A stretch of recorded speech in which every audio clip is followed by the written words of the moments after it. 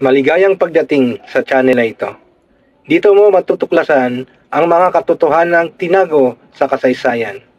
Mga revelasyong hindi mo pa naririnig kailanman. Ihanda ang iyong isipan. Tara, panoorin natin ang video ng Mensahero ng Silangan.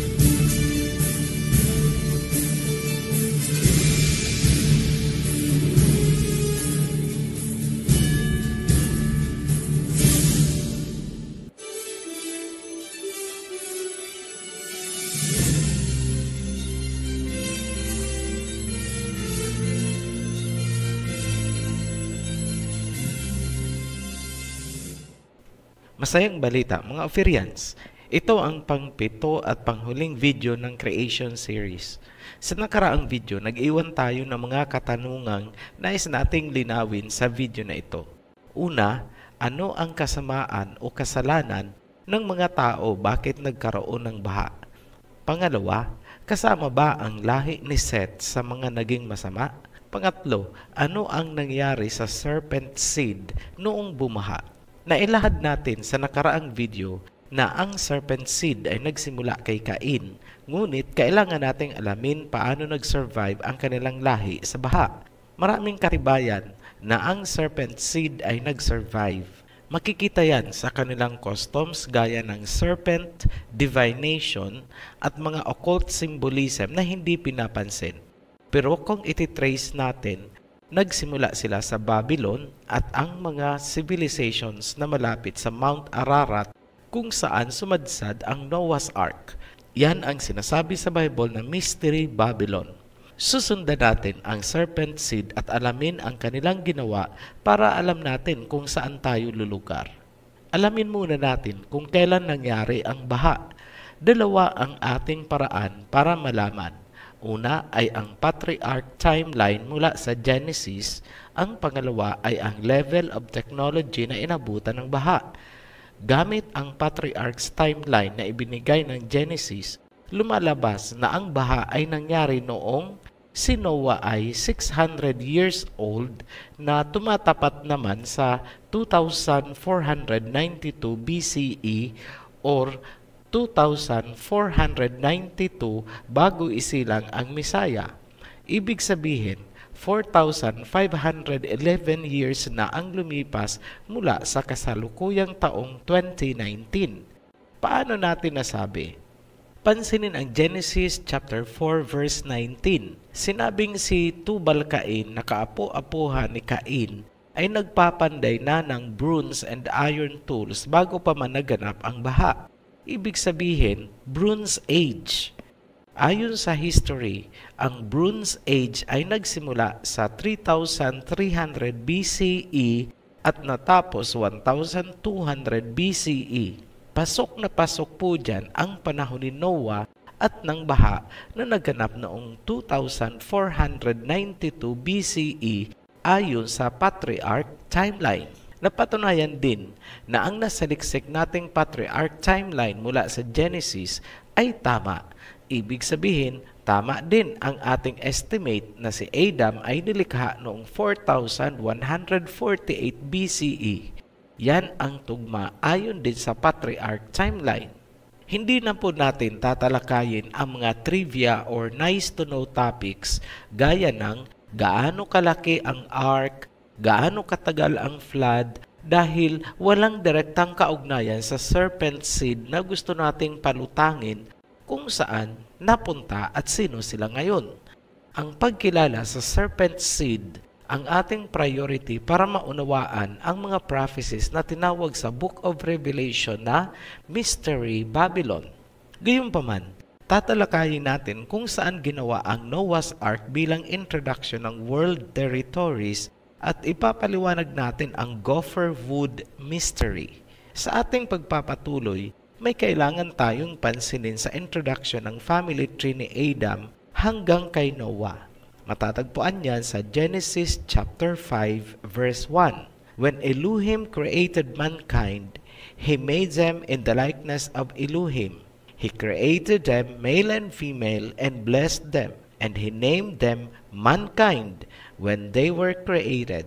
Tandaang mabuti na ang tawag kina Adam and Eve sa araw na sila ay nilikha ay mankind. Hindi po sila tinawag na sons of Elohim or sons of God. Huwag kalilimutan, sila ay tinawag na mankind. Dahil sa pagkakasala ni Adam and Eve, ang mankind ay nakurap at nahaluan ng serpent seed. Ngayon, maliwanag na sa inyo na ang mankind ay nahahati sa dalawa. Una ay ang pure breed ni Adam na itinuloy ni Seth. Pangalawa ay ang breed ni Cain o ang serpent seed.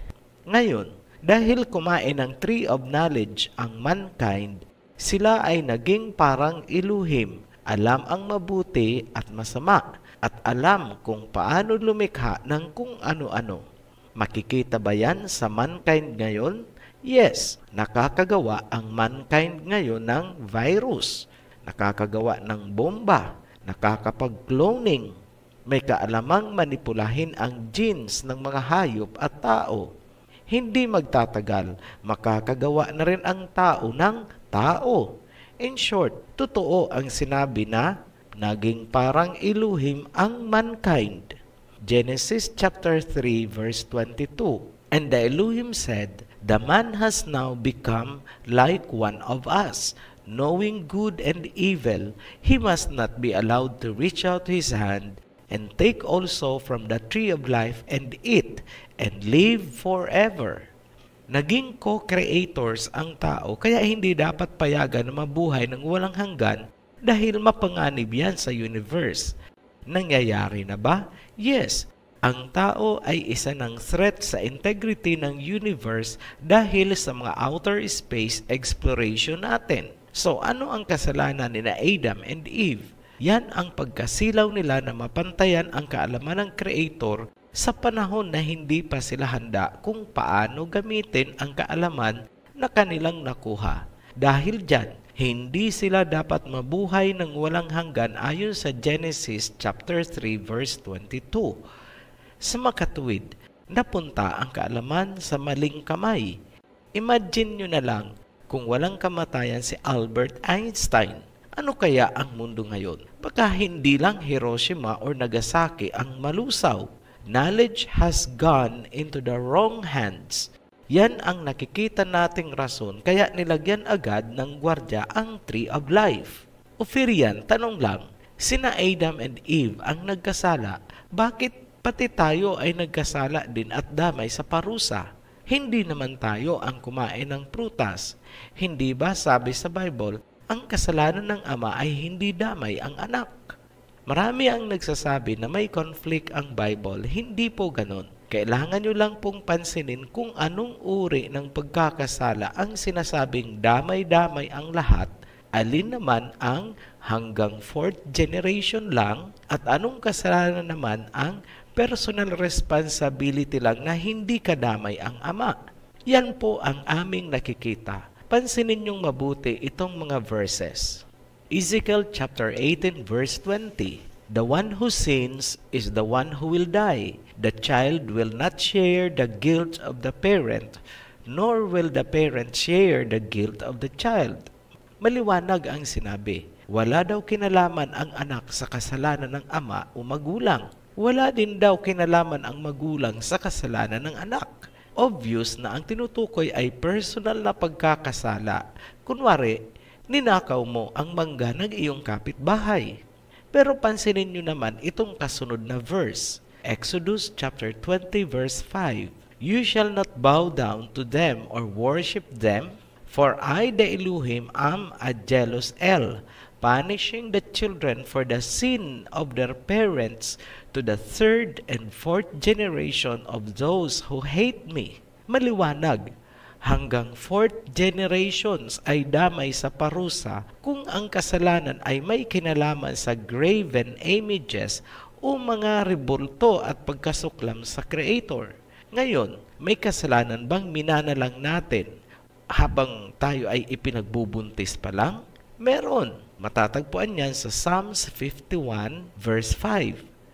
Surely I was sinful at birth, sinful from the time my mother conceived me. Makasalanan na daw tayo, ipinagbubuntis pa lang. Anong kasalanan ito? Yan ang kasalanang minana natin mula kina Adam and Eve. Yan ang kasalanan ng mankind. Ang tawag dyan ng ibang relihiyon o sekta ay original o mortal sin. In fairness, sang-ayon po tayo sa interpretasyon nilang yan. Tanong Ophirian, paano namamana ang kasalanan? Parang unfair naman ata yan. Hindi naman natin ginusto. Ganito po yan. Sa kasalukuyan, meron na po tayong technology para baguhin ang genes ng isang tao. Kung familiar po kayo sa tinatawag na germline editing, ito ay isang proseso kung saan pwedeng baguhin ang genes ng inyong magiging anak. In short, mamanipulahin ang genes ng tao gamit ang CRISPR-Cas9 editing machines. Kapag ginawa ang procedure sa similya ng lalaki o similya ng babae o dili kaya sa embryo, ang magiging tao na galing sa procedure na yan ay magtataglay na ng altered gene at isasalin niya ito sa magiging anak niya at magpapasalin-salin na yan ng walang katapusan sa mga susunod na generations. Ibig sabihin, kung ano ang nangyari sa first couple ng Genesis, pwedeng maulit ngayon ng mga scientists. Kaya huwag magtataka kung 500 years mula ngayon ay ibang klaseng tao na ang papalit sa atin. They are calling it evolution. Nilikha sina Adam and Eve upang ipalit sa genetically corrupted first couple na naging extinct dahil sa genetic corruption. Pumalit ang lahi ni Adam and Eve. Ngunit dahil sa pagkakamali nila, nagkahalo-halo ang kanilang pure breed. Nahaluan ito ng serpent seed, humalo din sa seed ng first couple, at bandang huli, humalo din ang Nephilim seed. Ang pagkakasala na gagawin ng kasalukuyang tao na itamper ang germline ay walang pagkakaiba sa kasalanan ni Adam and Eve. Yung mga pabor sa genetic modification ay nagnanais magkaroon ng baby na may taglay na mas mataas na karunungan at kung ano-ano pang katangian. Parang sina Adam and Eve lang na nasilaw sa possible rewards na nagresulta sa pagbabago ng kanilang kamalayan at katawan na naipasa din naman sa atin hanggang sa kasalukuyan. Ngayon, sa Amerika, pinagtatalunan nila ang tungkol sa gene editing. Alam na nila kung paano gagawin, ngunit hindi sila sigurado kung ano ang kahihinatnan ng mga susunod na generation kapag ginalaw nila ang germline ngayon. Ang mga scientist na ito ay parang mga serpent na tumutukso sa sangkatauhan na muling kumain mula sa tree of knowledge of good and evil na pwedeng magresulta sa genetic corruption. Isa lang ang masasabi ng Ophirian heritage. Wala sa tree of knowledge ang kaalaman para magkaroon ng buhay na walang hanggan, kundi nasa tree of life. Bumalik tayo sa Noah's flood. Ang pangalawang dahilan kaya nagpadala ng baha ay ang pagiging rebellious at pagkasuklam ng mga tao sa Creator. Lalong-lalo na ang serpent seed na isinumpa niya.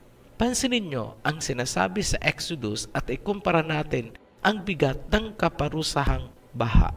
Exodus chapter 20 verse 5. You shall not bow down to them or worship them, for I, the Elohim, am a jealous El, punishing the children for the sin of the parents to the third and fourth generation of those who hate me. So pansinin ang basehan ng parusa sa mga taong nasusuklam sa Creator. Damay ang lahi hanggang sa 4th generation. Masasabi ba nating kinasusuklaman ni Cain at ng kanyang lahi ang Creator? Yes, imposibleng hindi nagkikwento si Cain tungkol sa kanyang pinagmulan na siya ay isinumpa ng Creator. Yan ang mag-justify bakit baha ang naging parusa sa kanyang angkan, damay ang mga bata.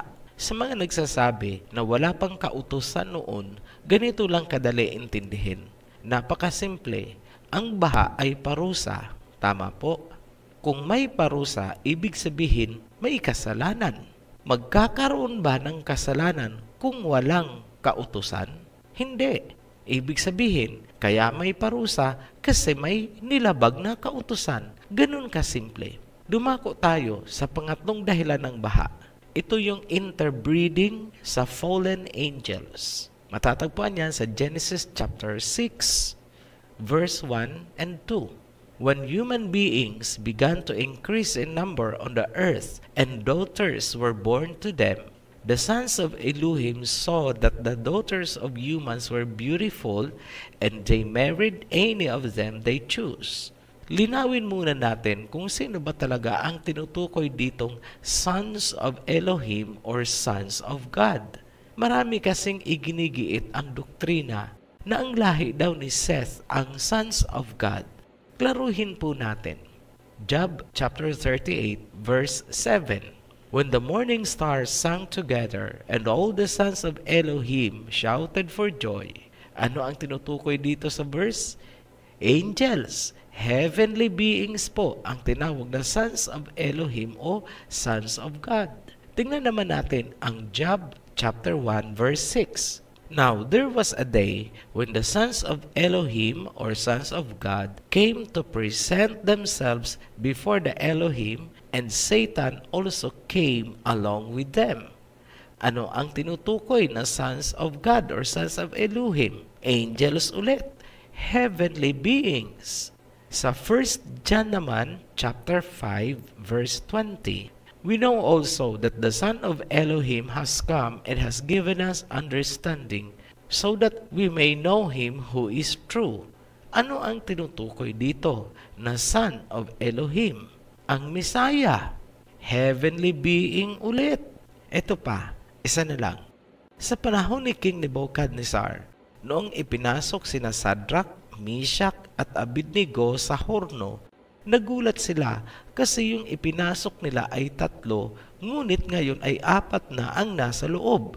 Ang sabi ni King Nebuchadnezzar ay nasusulat sa Daniel chapter 3 verse 25. Look, he answered, I see 4 men loose walking in the midst of the fire, and they are not hurt. And the form of the 4th is like the son of Elohim or son of God. Ano ang tinutukoy dito? Sino na naman yung tinutukoy na son of God? Ang Messiah, angel, heavenly being ulit. Ngayon, klarado na po sa 4 na talata na ating binasa na ang sons of Elohim o sons of God ay mga heavenly beings. Hindi po sila mankind. Ngayon, bakit nalilito ang karamihan? Dahil hindi nila tinitingnan ang context ng verse na kanilang binabasa. Iba po ang ibig sabihin ng Son of God kapag ginagamit sa gospel. Nagiging symbolic po ito na ang ibig sabihin ay believers or followers ng teachings. Hindi po gospel ang Genesis, kaya hindi po yan applicable dito. Yan po ay doctrinal context. Sa simpleng pag-iisip na lang po tayo, o kaya tinawag na common sense. Kung si Adam and Eve bago nagkasala ay tinatawag na mankind at hindi son of God or son of Elohim, bakit si Seth ay tatawaging son of God? Tandaan ang sinabi natin kanina. Sina Adam at Eve ay mankind, anak nila si Seth. Therefore, ang lahi ni Seth ay nabibilang sa mankind. Hindi po sila ang son of God. So, lagyan na po natin ang conclusion. Ang Ophirian heritage ay naninindigan na ang ibig sabihin ng sons of God dito sa Genesis ay mga fallen angels. Ngayon, magpatuloy na tayo. Genesis chapter 6 verse 4. The Nephilim were on the earth in those days and also afterward, when the sons of God, sons of Elohim, went to the daughters of humans and had children by them. They were the heroes of old, men of renown. Ayan po, sons of God went to daughters of humans. Para na rin sinabi na ang sons of God went to the daughters of mankind. Iba ang sons of God, iba ang mankind. Kaya nagalit ang Creator. Maraming naniniwala na ang Nephilim daw ay mga higante. Hindi na kami makikipagtalo dyan. Baka nga naman merong Nephilim na naging higante. Pero kaduda-duda ang kwentong yan dahil sa history kung paanong isinali ng mga Greeks ang original Bible. Mukhang nagkaroon ng pagmanipula sa translation ng Bible at iba pang mga extra biblical books gaya ng Book of Enoch. Tanong, ano ba talaga ang ibig sabihin ng Hebrew word na Nephilim? Napakasimple po, the fallen ones. Ibig sabihin, ang Nephilim ay mga sons of God o mga fallen angels at ang kanilang mga anak. Yung mga anak nilang naging human Nephilim hybrids ang naging mga men of renown. Tanong, may Nephilim pa ba pagkatapos ng baha hanggang ngayon? Meron. Klarado ang salita ni Moses na may Nephilim bago bumaha at noong makalipas ang baha. Ngayon, sino ang may kagagawa ng translation na ang Hebrew word na Nephilim ay ginawang giants or higante? Sino po? Mga Greeks. Yan ang Septuagint version ng Bible.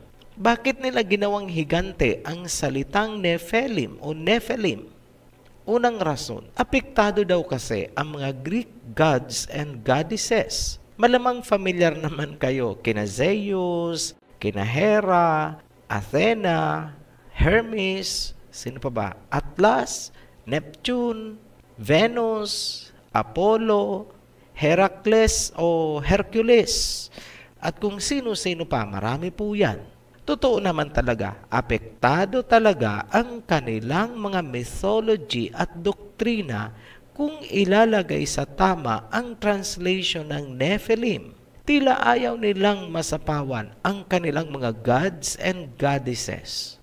Pangalawang rason, bakit nila ginawang gigantes ang translation ng salitang Nephilim ay para daw ito ay maging meaningful sa kanilang Hellenistic readers dahil masyado daw complicated ang sinasabi sa Genesis na human, divine, or angelic hybrids. Yan ang simula kung paanong nasira ang nilalaman ng Aramaic Hebrew Bible nung isinalin ito sa Greek. Sundan niyong mabuti. Mula sa corrupted Greek Bible, isinali naman papunta sa Latin. At yun ang tinatawag na Latin Vulgate Bible. Tinangkilik ng Latin translation ang korupsyon o pagyurak na ginawa ng mga Greeks. Mula naman sa Latin Vulgate, isinali naman ang Bible sa English at mula sa English, papunta na sa iba't ibang lingwahe hanggang sa nagkaroon tayo ng Tagalog version kung saan ang Nephilim ay naging higante. Ang mga Greek ang nagpasimula sa kasinungalingang ang Nephilim ay higante. Ngayon, bakit sinira ng mga Greeks ang unang translation ng Bible? Simple lang, ito ang nakikita namin. Para hindi mabunyag sa buong mundo ang iniingatang seed ni Cain mula sa Mystery Babylon pagkatapos ng baha. Ipapaliwanag natin yan sa mga susunod na video. Klarado na po sa atin na ang fallen angels o sons of God at ang kanilang mga anak sa mankind ay ang tinatawag na Nephilim. Dahil sa taglay na kapangyarihan at kaalaman ng mga Nephilim, ang mga anak nila ang naging great heroes of old and men of renown, ruling over humanity bago pa man ang baha at pagkatapos ng baha. Maliwanag yan sa Genesis chapter 6 verse 4. Ngayon, kailangang pansinin natin na itong sinasabi sa Genesis chapter 6 verse 4 na mga Nephilim, yung lahi nila, ang naging mga tanyag na personalidad, mga heads of state, mga kings, mga queens, sila yung mga royals, at sila yung mga makikita natin sa mga entertainment industries, yung mga kumukontrol ng mga financial institutions or technically, yung economy ng mundo hanggang ngayon. Dumako tayo sa tanong na, ano ang nangyari sa lahi ni Seth? Ang sagot natin dyan ay, naging masama din sila at namatay din sa baha. Baka sabihin nyo na naman na walang ganong sinabi sa Biblia. Alam nyo po, kailangang pairalin po natin ang talas ng isip. Sa mga naging lahi ni Seth, tanging si Noah lang at ang kanyang pamilya at ang mga asawa nila ang nakaligtas. Kung bibilangin nyo po, 8 lang ang tao na sumakay sa Noah's Ark. Ngayon, klarado na po tayo kung ano ang mga naging kasalanan ng mga tao, bakit nagpadala ng baha. Una, ay ang kasalanan na minana kay Adam and Eve.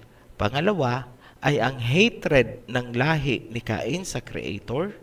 Pangatlo ay ang interbreeding sa mga Nephilim at iba pang mga kasalanan.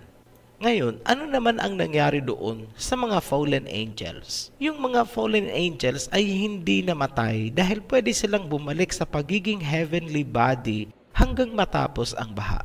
Tandaan na hindi pa sila binabawian ng kapangyarihang yon. Ang mga anak nila sa mankind na matatawag natin human Nephilim hybrids ang mga namatay. Ngunit, maliwanag na sinabi sa Genesis na may mga Nephilim bago ang baha at pagkatapos ng baha. Ibig sabihin, nagpatuloy ang pag-aanak ng mga Nephilim sa daughters of man pagkatapos ng baha. Kumbaga, balik sa dating gawi. Ganon ang nangyari. Tungkol naman sa serpent seed, ano ang nangyari sa kanila pagkatapos ng baha? May palatandaan ba na merong survivor na serpent seed? Yes, napakaraming artifacts ang natagpuan mula sa Greece, Middle East at Europe na nagpapatunay na ang serpent seed ay patuloy na nabuhay at dumami pagkatapos ng baha. Makikita yan sa kanilang mga civilizations. Banggitin natin dito bilang paunang halimbawa ang civilization ng Greece. So pag-usapan natin yung mga Greeks. Para sa ancient Greeks, hindi niloko ng serpent sina Adam and Eve, bagkus iminulat ang kanilang mata sa liwanag at sila ay pinalaya. Lumalabas na ang Creator ay naging madamot kina Adam and Eve at ang serpent ang naging bayani. Sa isang reconstructed pictograph na matatagpuan sa silangang pasukan ng Temple of Zeus sa Olympia, circa 440 BC, makikitang tinulungan ni Athena si Nimrod, na tinatawag ding Heracles or Hercules sa Greek mythology, na itulak ang Creator at ang kalangitan palayo. Kapalit ng ginawa nilang pagtulak ay binigyan sila ni Lamech ng mansanas mula sa serpent. Si Lamech na tinawag sa Greek na Atlas ang huling ruler or king ng lahi ni Cain na inabutan ng baha. Sa isang vase naman na ginawa noong 525 BC, ipinakita si Cush o Hermes at si Nimrod o Heracles. Si Nimrod ang pumipitas ng mansanas mula sa puno na napupuluputan ng serpent at ipinapasok niya ito sa kanyang basket. Ang inilarawan sa vase ay senaryo na pagkatapos ng baha. Ang serpent divination ay makikitang nagsimula sa mga civilization sa paligid ng Mount Ararat kung saan sumadsad ang Noah's Ark pagkatapos ng baha. Ibig sabihin, may nakasakay sa Noah's Ark na serpent seed at sa kanya nagsimula ang serpent divination ng Sumer, Mesopotamia, Babylon, Egypt, Greece, Rome, kalakhang Europe, Africa, Asia, hanggang sa kumalat ito buong mundo. Pero kung susuyurin natin ang pinagmulan, ibabalik tayo sa Old Babylon ni Nimrod at kung susundan mo naman siya sa prophecies, hahantong ka sa Mystery Babylon ng Book of Revelation. Sa kasalukuyan, ang serpent seed na nahaluan ng Nephilim seed ang pinakamayayaman at pinakamakapangyarihang mga tao sa mundo. Ang serpent genetic line nila ang kumukontrol sa mga maliliit na bansa at lahat yan ay inilarawan sa mga prophecies. Ang malaking tanong, di ba Ophirian, 8 lang ang nag-survive sa baha ni Noah? Sino sa kanila ang serpent seed? Ipapaliwanag natin yan sa susunod na video. Muli po kaming nagpapasalamat sa inyong patuloy na pagtangkilik sa ating mga videos. Hanggang sa muli, mabuhay ang Ophirians. Kung nakaantig sa inyo ang mga katotohanang ibinahagi, paki-like po ang video at mag-subscribe para patuloy kayong ma-update sa mga susunod pang aral. Maraming salamat at naway samahan kayo ng liwanag sa bawat hakbang.